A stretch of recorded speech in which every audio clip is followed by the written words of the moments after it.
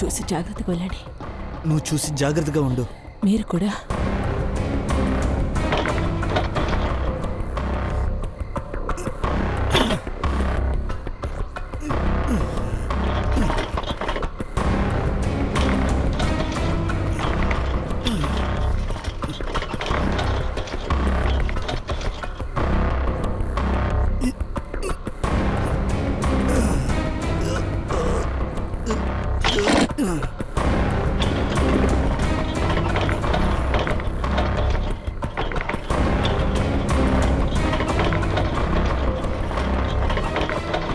ఏ రాజు, ఈ మిడ్ నైట్లో ఎక్కడికి వెళ్తున్నావు? అది కూడా అంతా ప్యాక్ చేసుకుని వెళ్ళిపోతున్నావు. సునీత ఉదయన్ని ఇంటి నుంచే తరివేసావా అంటే? కాదు, ఇది వాళ్ళ వస్తువే. అది నా అత్తాలింటికి వెళ్తున్నా. ఓ అలా విషయమా? పెళ్ళికి ముందు అమ్మాయి వదలాలి కదా, పెళ్ళి తర్వాత మొగుడు. తప్పుగా అనుకోవద్దు, ఊరికే జోక్ చేస్తున్నాడు. కానీ భార్యని సంతోషంగా ఉంచుకోవడం చాలా ముఖ్యం అబ్బా. వీడిని అడుగు, ఈరోజు వీడికి హ్యాపీ బర్త్డే. ఇప్పుడే మేము డిన్నర్ అవగొట్టుకుని వస్తున్నాం, అది కూడా చాలా పెద్ద రెస్టారెంట్లో. అరే వదిలేరా, లేట్ అవుతుంది కదా. రాజు, నువ్వు ఇప్పుడు బయలుదేరుతావా? సరే ఉంటాను, బాయ్. పద.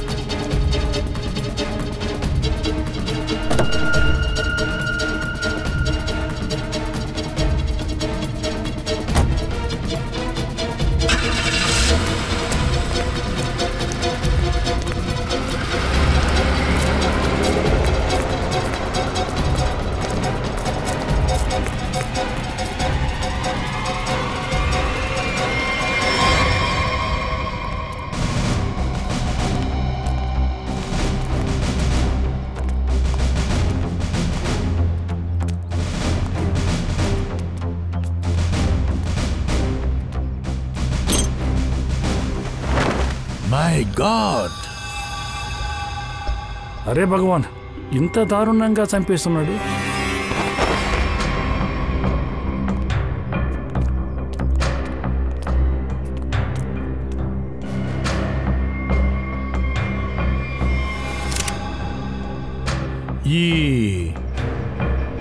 ఈ స్మిత ఎక్కడ ఉంటున్నాడు? అంటే రాజు వైఫ్. ఇదిగో ఈవిడే.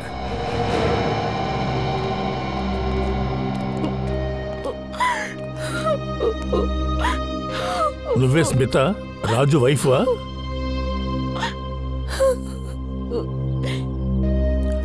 రాజు ఎక్కడ? వాడు ఫోన్ కూడా తీయట్లేదు.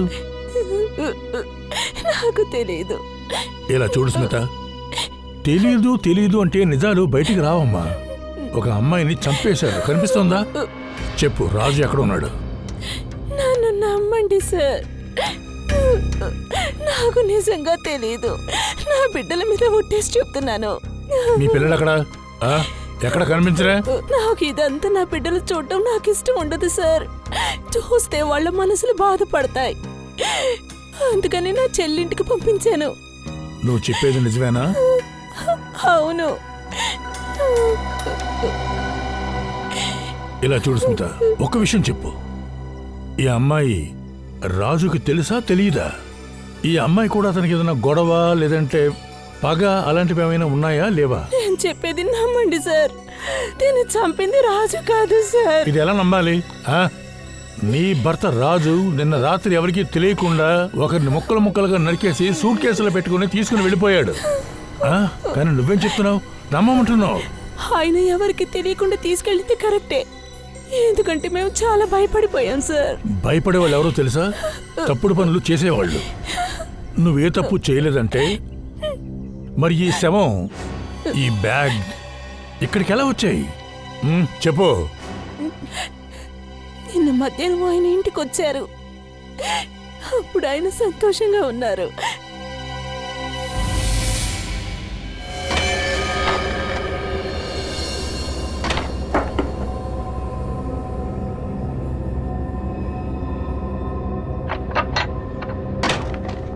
అరే, ఈ రోజు త్వరగా వచ్చేసారే.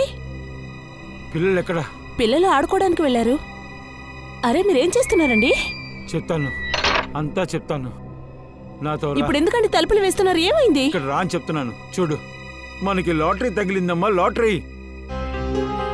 ఈ సూట్ కేసు ఎవరిది? ఇది సూట్ కేసు కాదు, తాళం. ఇది తాళం, మన సంతోషమైన భవిష్యత్తు యొక్క తాళం. అరే, ముందు మీకు ఇది ఎలా దొరికిందో చెప్పండి. దొంగతనం చేశారా? నువ్వు ఎన్ని ప్రశ్నలు అడగొద్దు. దీన్ని తెరవడానికి ఏదైనా తీసుకురా. ముందు ఇది ఎవరిదని అడుగుతున్నాను. దీన్ని తెరవడానికి ఏదైనా తీసుకురా.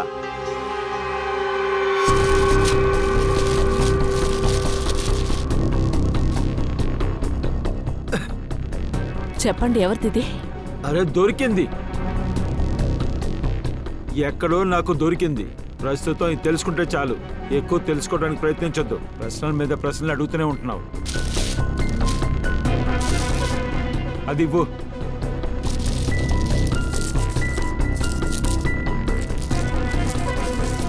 మీకేమైనా పిచ్చి పట్టిందా? ముందు దీన్ని ఉంచుదాం, మెల్లగా మెల్లగా.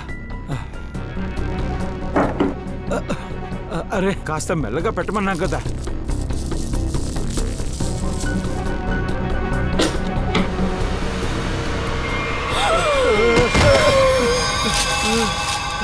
రాజు,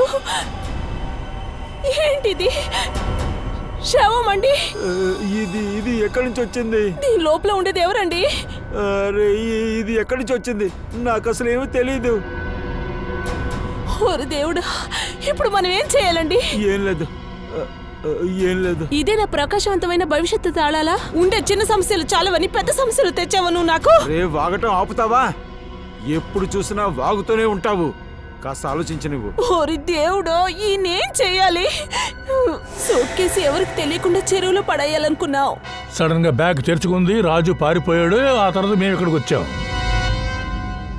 చూడు స్మిత, నిజం చెప్పు, ఈ బ్యాగ్ రాజుది కాదా? ఒకవేళ ఈ బ్యాగ్ తనది కాకపోతే మరి ఇంకెవరితో అంటావు? నేను ఆయన దగ్గర అడిగాను సార్. దానికి ఆయన ఏం చెప్పాడంటే, టాక్సీలో ఒక అమ్మాయి ఈ సూట్ కేసు పెట్టుకుని కూర్చునిందట, తను వదిలేసిపోయాడని చెప్పాడు. సార్, ఈవిడ కథలు చెప్తుంది సార్. అవును సార్, అలాగే కనబడుతుంది. నిజంగానే అమ్మాయి ఎవరో నీకు తెలీదా? రాజుకు తెలుసు కదా. లేదు సార్. నువ్వు నిజం చెప్తున్నావని మాకలా తెలుస్తుంది. ఎవరైనా పిల్లల మీద అబద్ధపు ఒట్టి వేస్తారా మేడం? సరే సరే, మాటి మాటికి దొంగ ప్రమాణాలు చేయడానికి ఇది సమయం కాదు. తను నిజం చెప్తుంది అనుకుంటున్నాను. సరిగ్గా చెప్పాలంటే రాజుకు తెలుసు సూట్ కేసులో ఏముంది అని. వాడు ఆ టైంలో ఈ సూట్ కేసుని ఇంట్లోకి తీసుకురాలేడు, ఎందుకంటే ఇంట్లో పసిపెట్ట ఉంది వాడికి. ఓ పని చేయండి, రేపొద్దు నుంచి రాత్రి వరకు కనుక్కోండి రాజు ఫోన్ ఎక్కడ ఉందా అని వెతకండి. తర్వాత రాజు యొక్క టాక్సీ నంబర్ వేరే డీటెయిల్స్ చెక్ చేయమని చెప్పాను. దాంతో అతను ఎక్కడికి వెళ్ళాడో కనుక్కోవచ్చు. వెరీ గుడ్ సార్, ఈ అమ్మాయికి దాదాపుగా 20 నుంచి 25 వయసు వరకు ఉండవచ్చు సార్. వేరే ఇంకేమైనా సాక్ష్యాలు ఆధారాలు దొరికాయా? ఏదైనా జ్యువెలరీ లాంటిది లేదా టాటూ లాంటిది? లేదు సార్. సార్, నేను ఆ సూట్ కేసు అంతా బాగా వెతికి చూశాను సార్. సూట్ కేసులో ఏ లేబుల్స్ లేవు సార్, ఎవరి పేరు దానిపైన లేదు సార్. తర్వాత ఐడి కూడా ఏమీ లేవు సార్. ఈ సూట్ కేసు ఎవరిది, ఈ శవం ఎవరిదో, హత్య చేసిన వాడు ఎవడో అది ఎప్పుడు తెలుస్తుంది అంటే మనం ఇవన్నీ కనిపెట్టగలిగినప్పుడే. ఈ సూట్ కేసు రాజుకి ఎక్కడ దొరికింది? ఇలా చూడండి సార్, నిన్న పొద్దున రాజు మొబైల్ 10:30 ప్రాంతంలో బాంగూర్ నగర్ దగ్గర ఉండింది, అతని ఇంటి దగ్గర. ఆ తర్వాత 11:30 నుంచి 12 వరకు సిద్ధార్థ్ నగర్. ఆ తర్వాత నితిన్ పార్క్ 12:45 నుంచి 1:15 లోపల వెళ్ళాడు అని తెలుస్తుంది. ఆ తర్వాత మళ్ళీ బాంగూర్కి వచ్చేసాడు సార్, అతని ఇంటి దగ్గరికి. ఆ సూట్ కేసు తీసుకున్నవాడు ఇన్ని స్థలాలంతా తిరిగి బాంగూర్ నగర్ వచ్చి చేరుకున్నాడు. అవును సార్, రాజు దగ్గరున్న మొబైల్ రికార్డ్స్ చెప్పిన విషయాలన్నీ అతని భార్య తేల్చి చెప్పేశారు. టాక్సీలో ఆ సూట్ కేసు ఎలా వచ్చిందని మనం ఎలా కనిపెట్టగలం sir? Borewell station, Siddharth Nagar, Nitin. Purvi, ఇంత పెద్ద సూట్ కేసును ఖచ్చితంగా చిన్న స్టేషన్ నుంచి తీసుకుని రాలేము. అది చాలా పెద్ద స్టేషన్ అయి ఉంటుంది. నాకేమనిపిస్తుందంటే ఆ సూట్ కేస్ బోర్వెల్ స్టేషన్ నుంచే దానికి సంబంధించిన వాళ్ళు ఎవరో తీసుకొచ్చుండాలి. ఇప్పుడు తెలిసిపోతుంది, చూడండి. దయా, ఓ పని చేయి, బోర్వెల్ స్టేషన్ బయట ఉన్న సీసీటీవీ ఫుటేజ్ని చెక్ చేయి. పొద్దున్న 10-10:30 నుంచి మధ్యాహ్నం వరకు మొత్తం చెక్ చేయి. చూడు, రాజుకి ఇవ్వడం కోసం ఆ రెడ్ కలర్ సూట్ కేసుని అందజేయడానికి ఎవరైనా వచ్చారేమో కనుక్కో. సార్, 10 నుంచి 12 లోపల ఉన్న ఫుటేజా సార్? అవును, కొంచెం త్వరగా.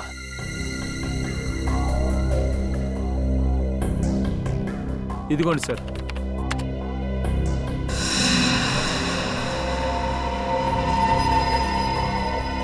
ఇది ఆ రెడ్ కలర్ సూట్ కేసే.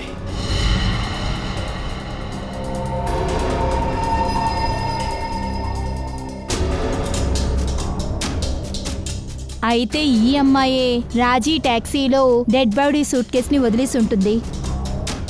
తిను చూడటానికి అమాయకురాల్లా ఉంది సార్. తిను హంతకురాలంటే అసలు ఎవరు నమ్మరు. హంతకుడు హంతకురాలు అని మొహం మీద రాసి అంటించుకోరు పంకజ్. అమాయకమైన మొహం వెనకాల ఎంతో మంది హంతకులు దాక్కొని ఉంటారు.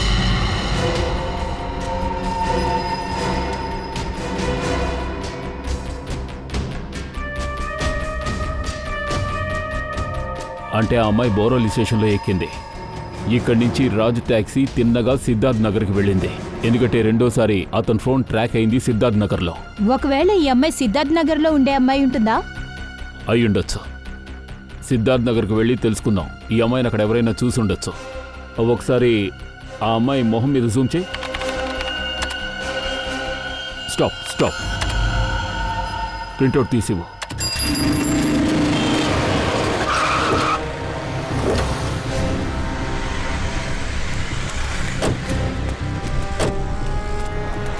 ఇదే సిద్ధార్థ్ నగర్.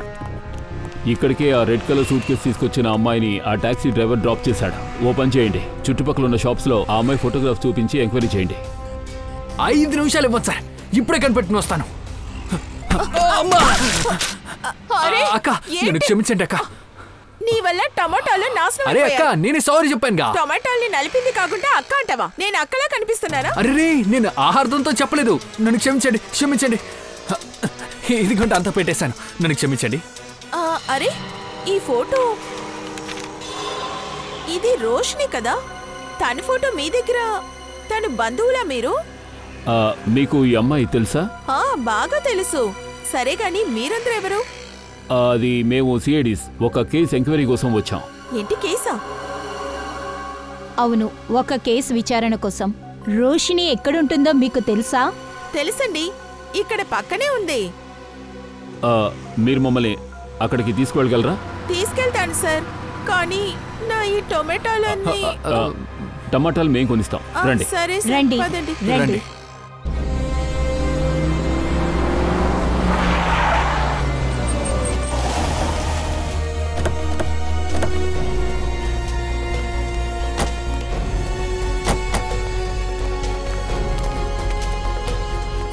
రండి సార్.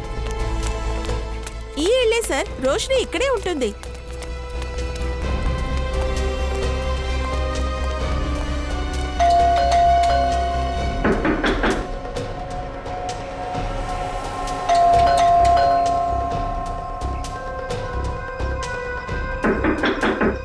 ఎవరు లేరనుకుంటున్నాను.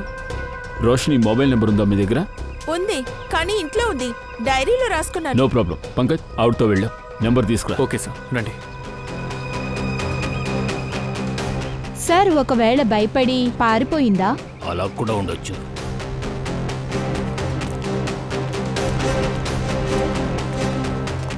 అరే లతా మేడం, మీరా రోషిని కలవడానికి వచ్చారా? లేదు, నా కోసం కాదు. ఈ సిఐడి టీమే రోషిని చూడాలని తీసుకొచ్చాను. సిఐడి ఎందుకు? ఏదైనా సమస్య ఏంటి? ప్రాబ్లం ఏం లేదు, రొటీన్ ఎంక్వైరీ. ఇంతకీ మీరెవరు? నా పేరు రిషి, రోషినికి నైబర్. మీరు రోషిని ఇంటి నుంచి బయటకు వెళ్ళడం చూసారా? అవును, 1 అవర్ ముందు. ఏదో టెన్షన్లో ఉన్నట్టున్నారు. టెన్షన్గా ఉన్నారా? అవును, చూడ్డానికి చాలా కంగారుగా ఉన్నారు. ఏదో పోలీస్ స్టేషన్ గురించి మాట్లాడారు. రోషిని పోలీస్ స్టేషన్కి వెళ్ళిందా? అది తెలియదు మేడం. నేను కూడా వాళ్ళ దగ్గర ఏమైందని అడిగాను. నేను పని మీద ఉన్నాను, నేను వచ్చి మాట్లాడతానని చెప్పేసి వెళ్ళారు. రోషిని ఇంట్లో ఒంటరిగా ఉంటున్నారా? లేదు లేదు, తన భర్త అలోకితో ఉంటున్నారు, కానీ ఆయన కూడా ఇప్పుడు లేరు. ఇప్పుడేం చేద్దాం సార్? అరే, మీ ఇష్టానికి మీరు లోపలికి వెళ్తున్నారేంటి? మీరు నోరు మూసుకుంటే మా పని మేము చేసుకుంటాం. అవును, మీరందరూ ఎవరు? నా పర్మిషన్ లేకుండా మీరందరూ లోపల ఎలా ఉన్నారు? వీళ్ళు సిఐడి ఆఫీసర్స్. సిఐడి అయితే నేనేం చేయను? అనుమతి లేకుండా సిఐడి లోపలికి రావచ్చా? రోషిని, నువ్వు ఇంట్లో లేవు, పైగా నువ్వు ఎప్పుడు తిరిగి వస్తావో కూడా మాకు తెలీదు. అరే, మీరు సూట్ కేసు గురించి నా దగ్గర చెప్పడానికి వచ్చారా? రైట్, దానికెందుకు మీరు నా తలుపుల్ని పగలగొట్టారు? అలా అయితే ఆ సూట్ కేసు నీదనే నువ్వు ఒప్పుకుంటున్నావు. అవును, ఆ రెడ్ కలర్ సూట్ కేసు నాదే. దాన్ని ఒక టాక్సీలో మర్చిపోయి వచ్చాను. దాన్ని టాక్సీ యూనియన్ కూడా వెతుకుతూ ఉన్నారు. పోలీస్ స్టేషన్కి వెళ్లి దీని గురించి కంప్లైంట్ ఇవ్వకుండా మేం దీని గురించి హెల్ప్ చేయలేమని మాతో కూడా వాళ్ళు అన్నారు కదా. కనపడకుండా పోయిన బ్యాగ్ కోసం పోలీస్ స్టేషన్లో రిపోర్ట్ చేయడానికి వెళ్ళారా? అవును. ఎందుకు ఆ సూట్ కేసులో ఏముందో నీకు తెలుసా? అరే, సూట్ కేసులో నా భర్త బట్టలు ఉంటాయి, ఇంకేం ఉంటాయి? ఆ సూట్ కేసులో ఓ శవం ఉంది. శవమా? ముక్కలైన ఒక అమ్మాయి శవం. అలా జరగడానికి వీల్లేదు, మీరేదో అపార్థం చేసుకుంటున్నారు. మేడం, మేం తప్పుగా అర్థం చేసుకోవట్లేదు, మీరే. ఆ సూట్ కేసులో బట్టలు లేవు, డెడ్ బాడీయే ఉంది.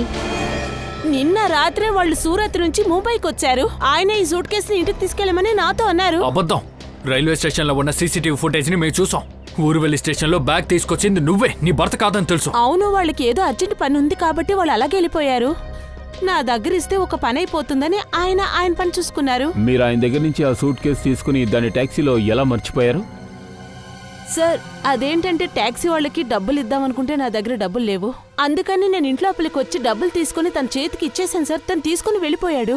ఆ కన్ఫ్యూజన్లో నేను సూట్ కేసు తీసుకోవడం మర్చిపోయాను. అలాగా? మీ ఆయన గారి రియాక్షన్ ఎలా ఉంది ఆ సూట్ కేసు మిస్ అయిందని తెలిసిన తర్వాత? సార్, వాళ్ళు మీటింగ్ వెళ్ళినప్పటి నుంచి తన్ని నేను కాంటాక్ట్ చేయలేకపోతున్నాను.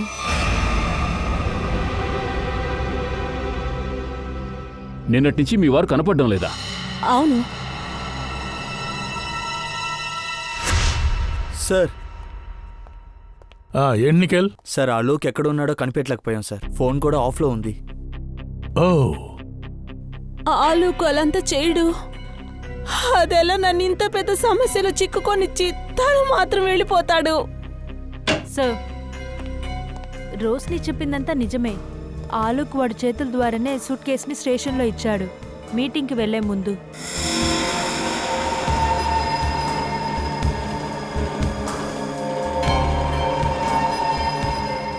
నేనెందుకు నేనెందుకు మీతో అబద్ధాలు చెప్తాను? మిమ్మల్ని సందేహపడడానికి మాకే పర్సనల్ మోటివ్ లేదు, కానీ ఆ హంతకుడిని కనిపెట్టే వరకు మేము ఇలాగే ప్రశ్నలు అడుగుతూ ఉంటాము. ఆలోక్ ఒక సూట్ కేసుని సూరత్ నుంచి వచ్చి ముంబైలో ఇచ్చాడు కదా, దీనివల్ల అర్థమయ్యేది ఏమిటంటే ఆలోక్ ఆ అమ్మాయిని సూరత్లోనే చంపేశాడు అని. తర్వాత ఆ అమ్మాయిని ముక్కలు ముక్కలుగా నరికి బ్యాగ్లో దాచి, అంటే ఆ సూట్ కేసులో వేసుకుని ముంబై తీసుకుని వచ్చాడు. లేదు సార్, ఆలోక్ అలంతా చేసేవాడు కాదు. ఎవరిని చంపే అంత కిరాతకుడేం కాదు. ఆయన ఏమి తెలియని అమాయకుడు. ఏమి తెలియని అమాయకుడా? మరి వాడి ఫోన్ ఎందుకు ఆఫ్ అని వస్తుంది? వాడెందుకు ఎక్కడో దాక్కుని ఉన్నాడు చెప్పమ్మా. జరిగిందంతా చూస్తుంటే వీళ్ళెవరో కావాలని మమ్మల్ని విరికించారు సార్. సరే ఒక విషయం చెప్పు, సూరత్కి ఎందుకోసం వెళ్ళాడు? సార్ ఆయనకి బట్టల వ్యాపారం ఉంది. అక్కడ వాళ్ళు వ్యాపారం చేయడానికి బట్టలు కొనడానికి వెళ్తారు సార్. సూరత్ వెళ్ళినప్పుడు ఎక్కడ దిగుతాడు అతను? River king hotel sir. River king hotel, Surat. Boss boss ఆ అమ్మాయి ముఖం రెడీ చేసాం. దాదాపు ఇలాగే ఉంటుంది అమ్మాయి. ఇలా చూడు రోషిని, బాగా చూడు. ఈ అమ్మాయి గురించి నీకేమైనా తెలుసా? ఇంతకుముందు ఈ అమ్మాయిని ఎక్కడైనా ఎప్పుడైనా చూసావా? ఈమె ఈషా సార్, ఆలు చిన్నప్పటి స్నేహితురాలు. ఈషా? అవును సార్, ఈమె సూరత్లోనే ఉంది. ఈషా తను ఆలోక్ యొక్క బాల్య స్నేహితురాలు. ఈషా సూరత్లోనే ఉంటుంది.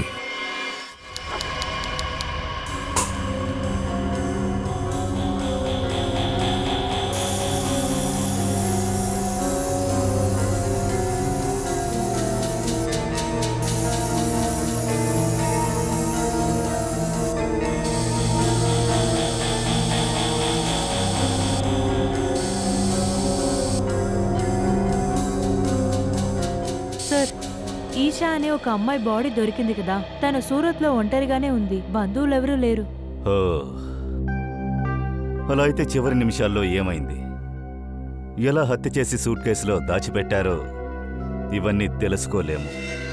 అవును సార్, తన కాల్ రికార్డ్స్లో ముఖ్యంగా ఏం లేదు. తన ఫోన్ ఇక్కడ ఆన్లో ఉండింది. ఇంకే డీటెయిల్స్ మాకు దొరకలేదు. తర్వాత ఇదే సార్ తన photo. Isha manager sir. Sir Alok ఇక్కడ ఉన్నప్పుడు ఈ అమ్మాయి అతన్ని వెతుక్కుంటూ వచ్చిందా? లేదు సార్. అలాగా, మీరు చూసారా sir? Abhijit. Doctor sir. Abhijit, ఆ అమ్మాయి హత్య బాత్రూంలో ఇక్కడే జరిగింది. ముక్కలు ముక్కలుగా నరికారు. ఇదిగో అక్కడ చూడండి, ఇక్కడ చూడండి.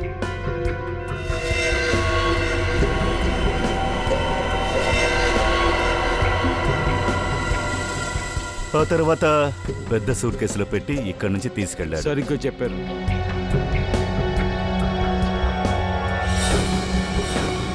చాలా కాన్ఫిడెంట్ గా చెప్పారు ఆ అమ్మాయి ఇక్కడికి రాలేదని.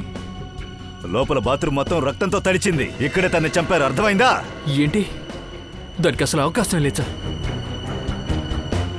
పూర్వి, కారిడార్ సీసీటీవీ ఫుటేజ్ వెంటనే తీసుకురా. ఆ రోజు ఆలోక్ ఏం చేస్తున్నాడో చూడాలి. సార్ రండి. సార్ సార్ సార్ ఏదైనా అవుట్ సైడ్ సెటిల్మెంట్ చేయగలమా సార్? అదేంటంటే నాకు అసలు ఇష్టం లేదు సార్. ఇన్ని రోజులు హోటల్కు ఉన్న మంచి పేరంతా ఈ చిన్న విషయం వల్ల మొత్తం నాశనం అయిపోతుంది సార్. Please sir. ఇలా చూడండి మేనేజర్ సార్, మేమెప్పుడు తీసుకోము, ఇస్తాం. మేమిచ్చామంటే ఆ వ్యక్తి 2-3 నెలల వరకు పైకి లేవలేడు. చిన్న విషయమా ఇది? ఒక అమ్మాయిని హత్య చేశారు, ఇది చిన్న విషయమా? ముక్కలు ముక్కలు చేసి సూట్ కేసులో పెట్టి తీసుకెళ్లారు, చిన్న విషయమా? బయటికి వెళ్ళు. సారీ వెళ్ళు. సార్ నాకేమనిపిస్తుందంటే ఈ హోటల్ లోపల ఉన్న ఏదో స్టాఫ్ ఇన్వాల్వ్ అయి ఉండాలి. అలా కూడా ఉండొచ్చు. చిన్న విషయమట. Sir CCTV footage. ఆలోక్ 3 రోజుల ముందు చెకింగ్ చేసినప్పుడు తీసిన వీడియో ఇది. కానీ ఆ డెడ్ బాడీ ఉండవలసిన ఆ రెడ్ సూట్ కేస్ వాడి చేతిలో లేదు కదా. హత్య చేసిన తర్వాత వాడు దాన్ని తీసుకొచ్చుండొచ్చు. తర్వాత రోజు 4 గంటలకి వాడు హ్యాండ్ బ్యాగ్తో బయటకు వెళ్ళాడు. మళ్ళీ నైట్ 9 o'clockకి అదే హ్యాండ్ బ్యాగ్తో వచ్చాడు. తర్వాత ఇది మరుసటి రోజు ఫుటేజ్. ఉదయాన్నే 9 గంటలకు వెళ్ళాడు అదే బ్యాగ్తో. తర్వాత సాయంత్రం 7 గంటలకి అదే బ్యాగ్తో తిరిగి వచ్చాడు. తర్వాత వాడు మరుసటి రోజు 7 గంటలకి చెక్అవుట్ చేసేశాడు.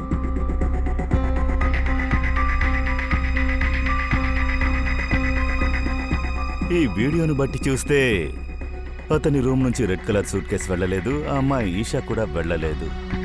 చీఫ్, నాకదే చాలా పెద్ద కన్ఫ్యూజన్గా ఉంది. మరెలా ఇదంతా జరిగింది?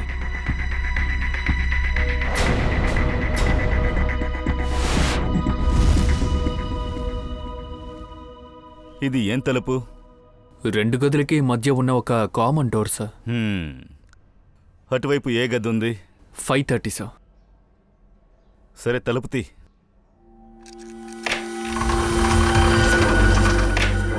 రండి సార్.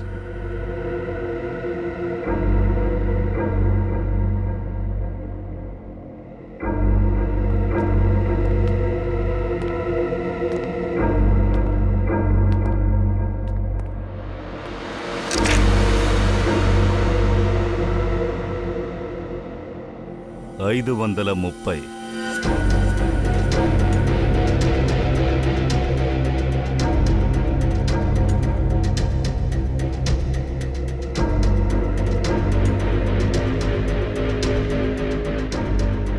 $529.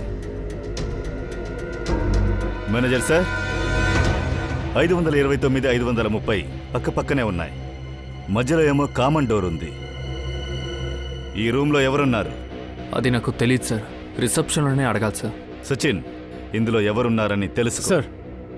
పూర్వి, ఈ కారిడార్ ఫుటేజ్ని మనం మళ్ళీ చెక్ చేయాలి. ఈ 530 రూమ్కి ఎవరెవరు వచ్చారో మనం చూడాలి.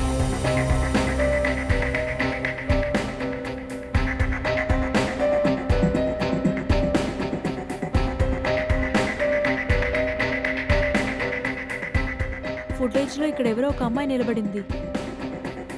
తను మొహం మూసుకుందేంటి? సూట్ కేసు ఇప్పుడు కూడా మన కంటపడలేదు.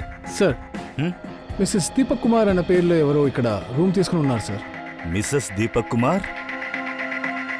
దీపక్ కుమార్ ఆమె భర్త పేరు అయి ఉండొచ్చు. ఆ అమ్మాయి తన నిజమైన పేరుని దాచాలని అనుకుందంటే... అవును సార్, ఖచ్చితంగా ఇందులో ఏదో ఉంది. ఒకవేళ ఇషా అయి ఉంటే? అలా కూడా ఉండొచ్చు. Abhijit,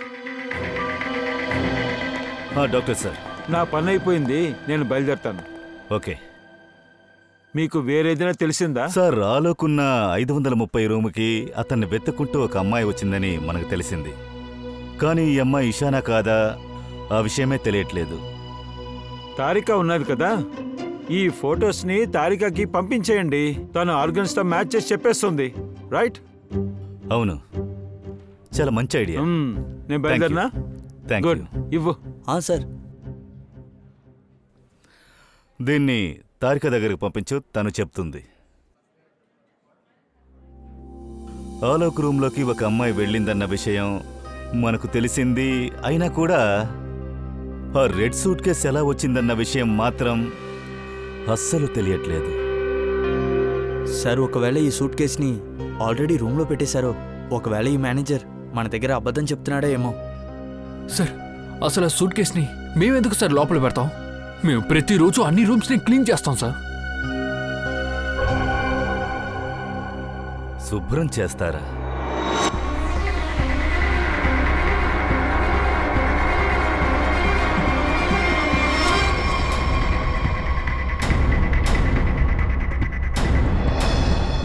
manager sir, house keeping trolley రూముకు బయటే కదా ఉంటుంది.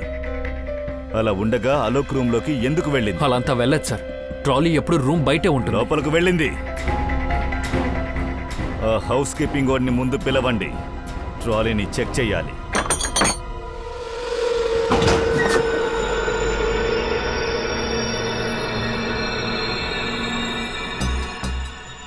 చాలా పెద్ద ట్రాలీనే సార్. సూట్ కేసుకు తగ్గ లోతుంది సార్. అలా అయితే మనం అనుమానించింది నిజమే. దీని ద్వారానే అది లోపలికి వచ్చింది. వాడే ఆ శంకర్.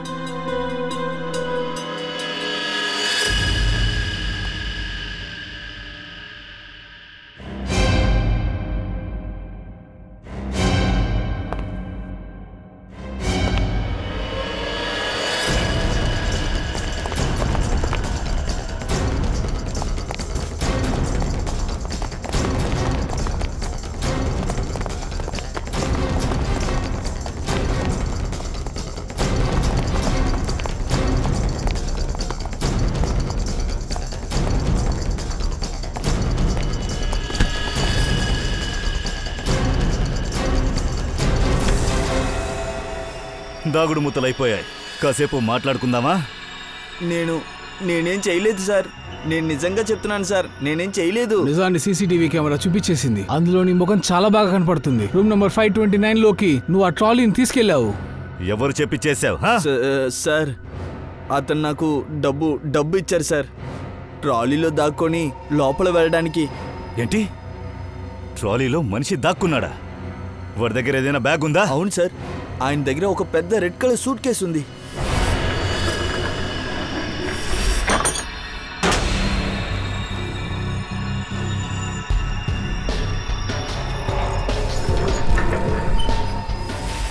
అసలు నువ్వేం చేసావు?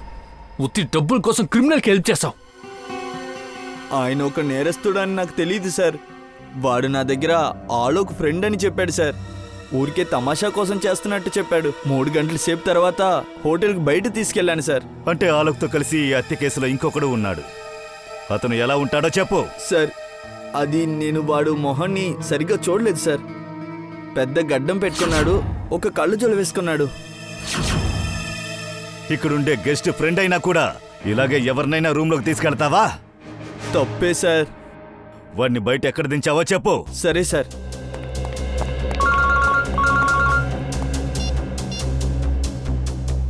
డాక్టర్ తారిక మెయిల్ చేశారా?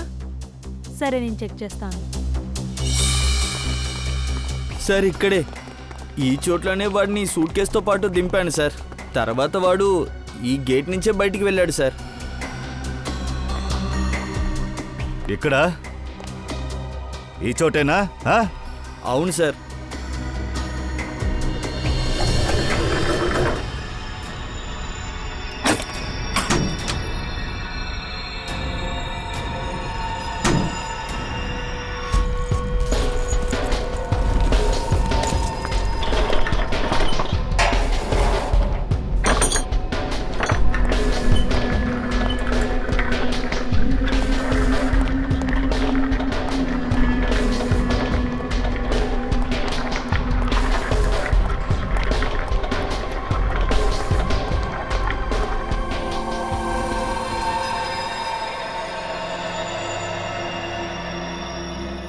సచిన్, నిఖిల్, మీరు బయటికి వెళ్ళి ఏమైనా దొరుకుతుందా చూడండి.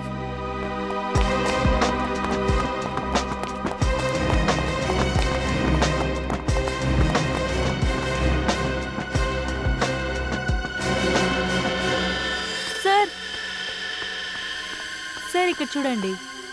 ఈషా చెయ్యి చిన్న వేలు ఒక విధంగా ఉంది. మేబీ ఏదైనా యాక్సిడెంట్ వల్ల ఈ విధంగా అయ్యుండొచ్చు. సార్, ఇక్కడ చూడండి. మిసెస్ దీపక్ కుమార్ వాళ్ళ చెయ్యి. ఇవి 2 ఒకటే. అంటే మిసెస్ దీపక్ కుమారే ఈ ఈషా. సార్, బయటకు వెళ్తే చాలా రోడ్స్ ఉన్నాయి సార్. అతను ఎక్కడి నుంచైనా వెళ్ళుండొచ్చు. అవును సార్, చుట్టుముట్టు మేము విచారించి చూసాం, ఎవరికీ తెలియలేదు. 2 రోజుల ముందు ఇలాగ ఎవరైనా చూసారా అడిగాం. తను భయంకరంగా ప్లాన్ చేసింది. కానీ సీసీటీవీ ఫుటేజ్ ప్రకారం ఇషా ఆలోక్ రూమ్కి వెళ్ళలేదు. అప్పుడు ఆలోక్ రూమ్లో ఈ హత్య ఎలా జరిగింది?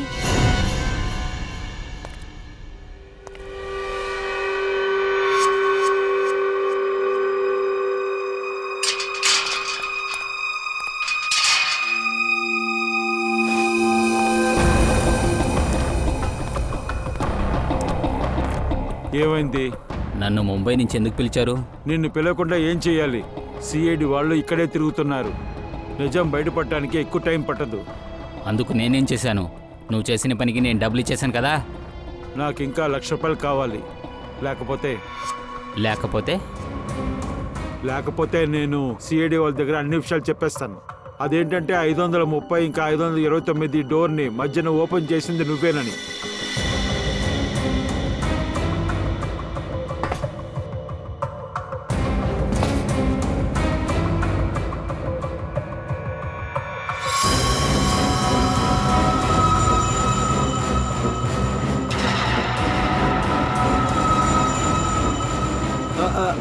అదంతా ఏం లేదు, నేనేదో ఊరికే అన్నాను. దానికోసం ఇవన్నీ తీయాలా ఏంటి? అయినా నేను ఇప్పుడు కామెడీ చేయట్లేదు.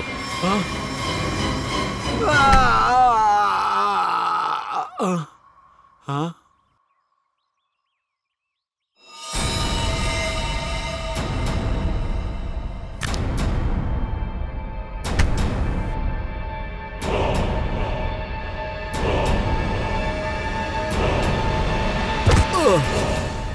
పేరు రిషి, రోషినికి నైబర్.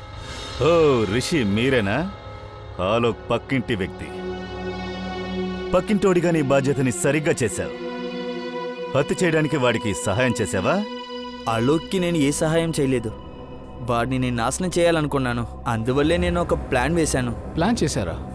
ఏంటా ప్లాన్? సార్, ముందు నేను ఏం చేశానంటే ఈశాని హోటల్కి రప్పించాను. ఏంటనంటే ఆలుకు ఒక సమస్యలో ఉన్నాడు, వాడికి నీ సహాయం కావాలన్నాను. తనని మొహాన్ని కప్పిసి రమ్మన్నాను. 530 రూమ్ని నేను తన కోసం బుక్ చేశాను. అది కూడా మిస్సెస్ దీపక్ కుమార్ అనే పేరులో. అలోక్, అలోక్, అలోక్,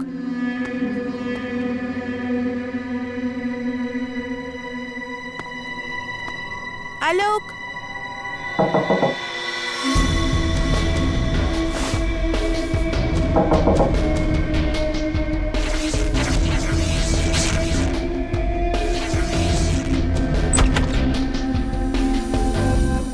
ఎవరు మీరు? నేను అలోక్ ఫ్రెండ్ని. లోపల రండి ప్లీజ్.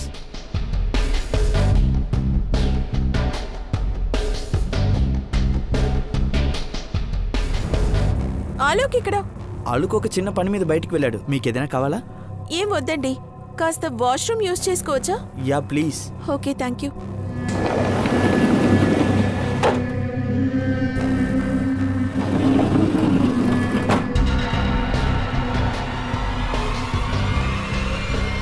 తర్వాత ఇషా శవాన్ని బాత్రూంలో పెట్టి ముక్కలు ముక్కలు చేశావు. ఆ తర్వాత సూట్ కేసులో పెట్టి దాచేశావు. అవును సార్, నేను హౌస్ కీపింగ్ వాళ్ళకి లంచం ఇచ్చాను. అందువల్లే ఏ సమస్య లేకుండా సూట్ కేసు బయటికి వెళ్ళింది. ఆ తర్వాత ఆ సూట్ కేసుని ఆలోక్ తల్లో కట్టావు, ముంబైకి పంపించేశావు. అవును సార్, ఆ సూట్ కేసులో చాలా గాజు వస్తువులు ఉన్నాయని చెప్పాను. వాడికి ఎలా తెలుస్తుంది ఆ సూట్ కేసులో వాడి ఫ్రెండ్ తాలూకా శవం ఉందని? ఆలోక్ ఎక్కడున్నాడు? అతన్ని ఎక్కడ దాచిపెట్టావు?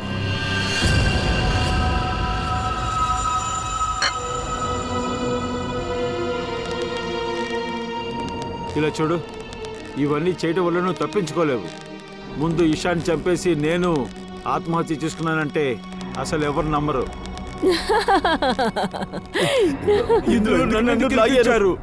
నేను ఏం పాపం చేశాను? నీకు టైం బాలేదు. ఇదంతా నీ ట్యాక్సీలో జరిగింది. నిన్ను చంపేసి ఆలుకు సూసైడ్ చేసుకుంటే ఇక మీదట అందరూ నమ్ముతారు.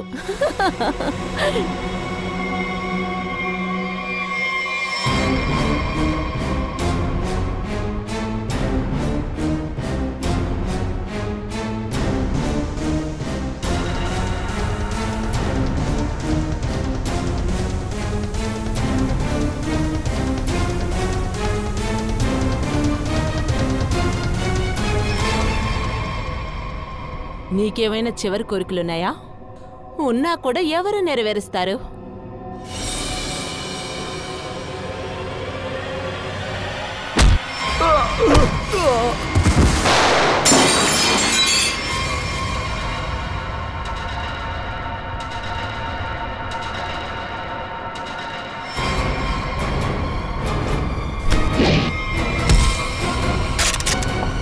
తనని పట్టుకోండి.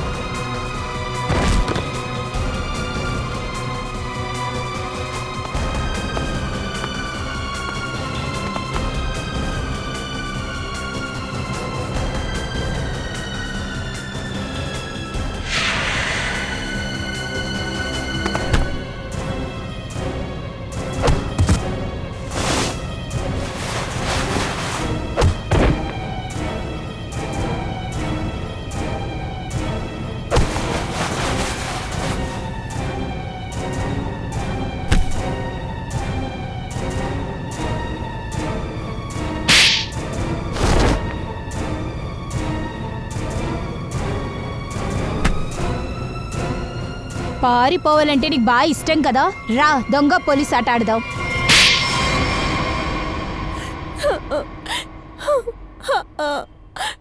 నేనే ఈశాన్ని చంపేశాను. ఎందుకంటే ఆలోకు చిన్ననాటి స్నేహితురాలు. ముందు ఆమెను చంపేసి దాని తర్వాత ఈయన ఆత్మహత్య చేసుకున్నారని ఊరంతా నమ్మిద్దామనుకున్నాను. ఎందుకు ఈ విధంగా చేశావు? ఆలోక్ నిన్ను ప్రేమించలేదా ఏంటి? లేదు, నేను ఆలోక్ని ఇష్టపడలేదు. నేను నా పక్కింటి రిషిని లవ్ చేశాను. ఎందుకని ఒక రాయితో 2 పిట్టల్ని కొట్టకూడదన్న ఉద్దేశంతో నీ భర్తని సైలెంట్గా ఒకవైపు చంపేసి అతని డబ్బును కూడా కొట్టేద్దాం అనుకున్నావు కదా? మేము అలాగే ప్లాన్ వేశాము, కానీ మీ సిఐడిల మనుషులు వచ్చి అన్నిటినీ నాశనం చేశారు. అరే, నీ ప్లాన్ని మేమెక్కడ నాశనం చేసామమ్మా? రిషితో కలిసి ఒక కొత్త జీవితాన్ని ప్రారంభించడానికి మేము నీకు అవకాశాన్ని ఇస్తున్నాం. కాకపోతే జైలు కటకటాల వెనకాల అనవసరంగా మీరిద్దరూ కలిసి ఒక అమ్మాయి జీవితాన్ని నాశనం చేశారు. కోర్టు మీకు తప్పకుండా కఠినమైన కారాగార శిక్ష విధిస్తుంది. అది ఉరి శిక్ష కూడా కావచ్చు.